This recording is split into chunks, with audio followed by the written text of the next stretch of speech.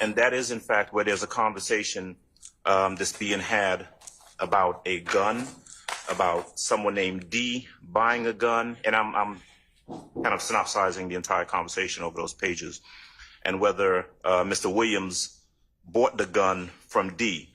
My position, and let me say this, I'm also comfortable going with the transcript. I indicated to Ms. Hylton earlier, I don't have really much of a dispute. The transcript is for the most part accurate.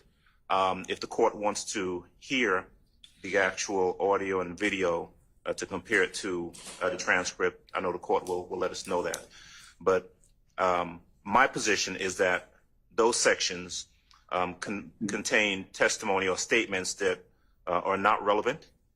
They contain some hearsay, and they contain statements from the witness that is simply his opinion. And for all of those three reasons, they should not be admitted. All right, sir. Ms. Hylton, what's the state's response as to those particular line and, should say page and line references? Yes, Your Honor. While I do believe the court should hear the portions of this particular section, Your Honor, and it will begin on page 413 at 411-14. 411-14 Yes, Your Honor. through 413-35. Okay. What's the state's position? I'll decide whether I need to hear it or not, but. Your Honor, we believe that Mr. Copeland is talking to Dennis from not rumors, but from his personal knowledge about the fact that Quindarius Zachary is purchasing guns on behalf of members of YSL. Quindarius Zachary is an unindicted co-conspirator. Part of the state's theory in a number of instances that Mr. Zachary was a straw purchaser for a number of guns that were recovered by YSL members. Specifically, the one gun that Mr. Copeland has in his possession, matter of fact, the reason for the arrest that brought him into this interview was a gun that Mr. Quindarius Zachary purchased on his behalf. This section talks about where Mr. Zachary purchases those weapons from, and we believe that that is relevant before the jury, and then going to the overall gang conspiracy in this case. It's not hearsay, it is what Mr. Copeland knows. And so if I can just respond Yes, sir. briefly, and But I would say would like for it to be played prior to this, so you can hear the concentration. Because while there is a transcript, there are some things that are indiscernible that I think the court will need to listen to and hear, and not just solely rely on the transcript.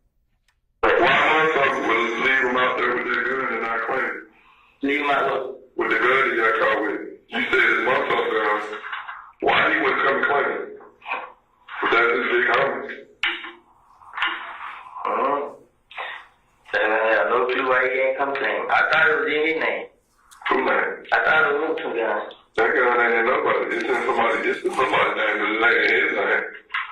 Yeah, I just thought it was. Right. Yeah, he had it everywhere.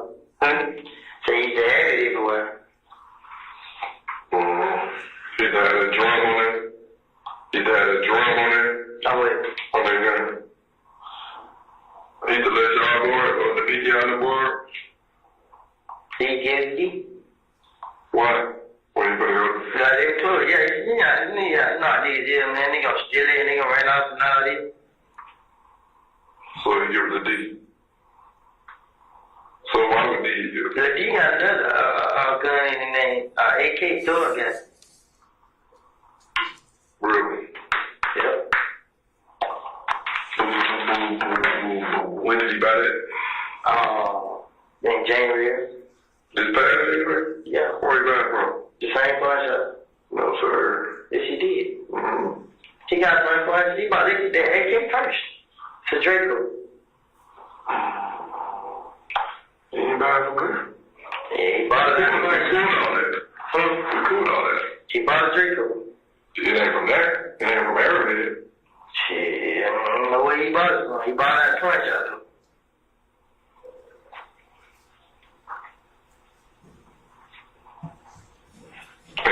with Doug? No, we might be separate. So did Doug. Yeah, we were jugging. He was buying and selling to him for high price. So what if y'all find a stolen gun? Y'all still sell it to him? You just tell him it's dirty or something? Nah, he buying whatever. He buying stolen gun, legit gun. If I call you right now and tell I got guns here, you buy. Man, buy everything. Just because he got it. Again, Your Honor, this isn't Mr. Copeland speculating. He's saying it, and he is aware that one, Quindarius has purchased guns. Two, that he brought it from a pawn shop. Now, even when this Detective Dennis, kept saying it's not from Arrowhead, he said, I don't know about Arrowhead, but I know he bought it from a pawn shop. And then he further goes into say, no, he bought it from himself but sold it to Thug. We was jugging. It was buy it and sell it to him at a higher price. And so this is not him speculating. This is him talking about purchasing guns. Again, both Quindarius Zachary and Mr. Copeland are members of the larger gang, which is YSL. And the fact that they purchased guns is part of the overarching larger gang conspiracy in which the state is proving here. So this information is one, relevant, and two, it's not hearsay and it's not speculation. have you already asked Mr. Copeland already about guns and the purchase of guns on direct in your direct thus far? I don't recall if I've asked him about them specifically.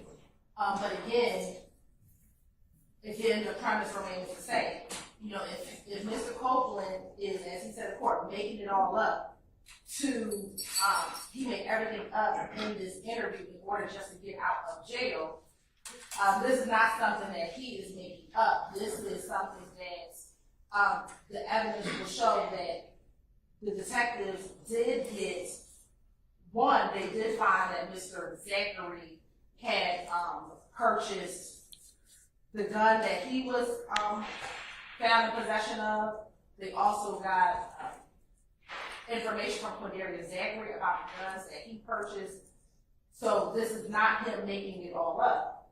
As he said in court, that everything he said, he just telling them whatever it is that he wanted to say, he's not making this information up. And so Why would you think that it could be played before you ask the witness the foundational questions? I mean, because that's the same reason. It's not prior to state. Again, Your Honor, the premise, the reason why this video can come in is. but I'm only going to let you go so far, okay? I mean, I think you've got to ask some questions in regard to that.